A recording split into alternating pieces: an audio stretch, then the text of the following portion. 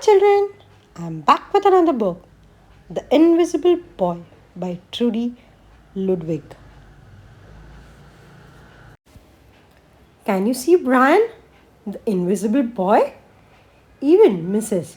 Carlotti has trouble noticing him in her classroom. She's too busy dealing with Nathan and Sophie.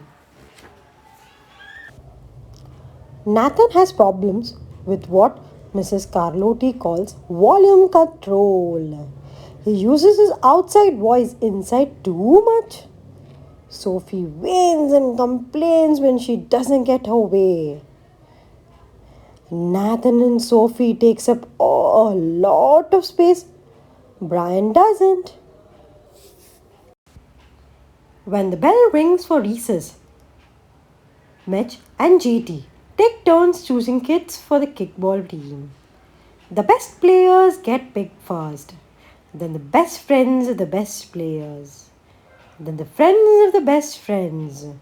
Only Bryant is left, still waiting and hoping. GT glances in Brian's direction and just as quickly looks away. We have got enough players for each team, he tells the others. Let's play ball. In the cafeteria, Medicine and her friends talks about her birthday party. The rope swing over the pool was awesome, says JT. Yeah, so was the water slide, adds Fiona. That was the best pool party ever. I'm so glad you guys had fun, says Medicine. Everybody did except Brian. He wasn't invited. How sad. At choosing time, while the other kids play board games and read, Brian sits at the table doing what he loves to do the best. He draws fire breathing dragons scaling tall buildings. Thank you for toasting my marshmallow. Space aliens locked in intergalactic battles. I got it all. Grady Pirate digging for treasure. Crackers. Ugh. Parrot says, yay. Hi. Hi, friend. Have a cookie. And superheroes with power to make friends wherever they go. On Monday morning, Mrs. Carlotti introduces Justin, a new student to the class. Brian smiles shyly at him. Some of the other kids sneak looks at Justin, trying to figure out if he's cool enough to be their friends. They haven't quite made up their minds yet. At lunch, Medicine and JT watch Justin eat with chopsticks. What's that? Asks Medicine as she points at Justin's food. It's bulgogi. Bul what? Bulgogi. It's a Korean barbecued beef. My grandma made it for me. It's really good. Do you want to try some? There's no way I would eat bulgogi. And the kids laugh, all of them. That is except Brian.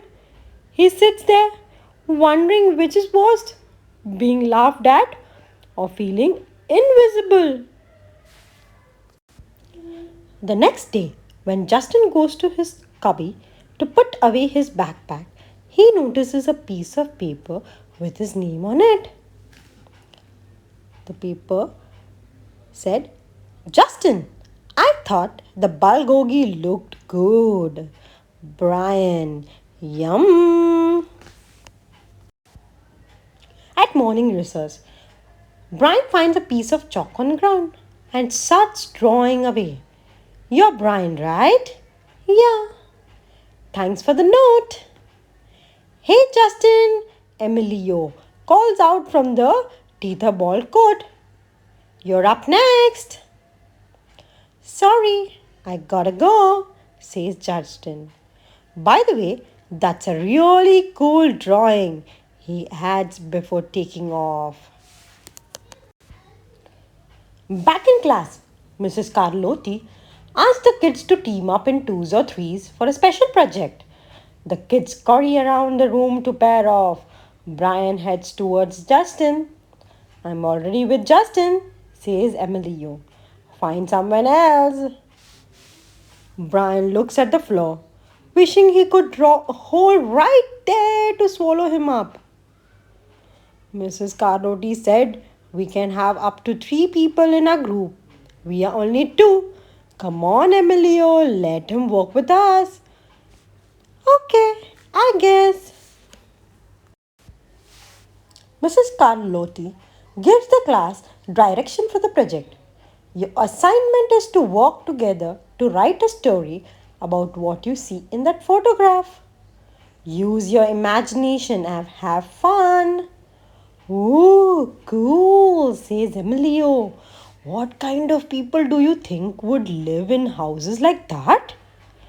I don't know, but I bet Brian could draw them to go with our story, says Justin. Brian smiles as he takes out his lucky pen. See, they work together as a team and do the project. Yeah, Justin becomes a pirate, Brian becomes a dinosaur, and Emilio becomes a shark. And they created their own story with a picture. The crook story we made up on the spot. Narrator. Narrator is Justin. Hi, I'm the narrator. And if you're wondering why a pirate got the part of a narrator, I'll tell you.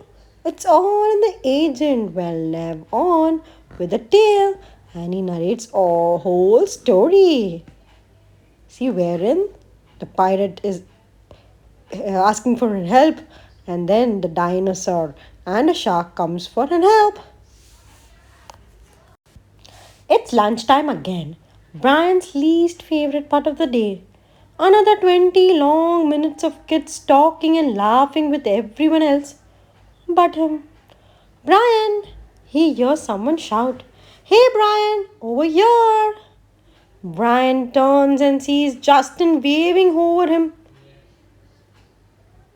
Emilio nods at Brian as he makes room for him at the table. Cookie? Thanks. Maybe, just maybe, Brian's not so invisible after all. So, Brian started to be visible for everyone. Everyone started liking him. With his kindness and compassion, he became friends with all. See, he's helping out everyone with his imagination, with his drawing skills. Isn't it beautiful?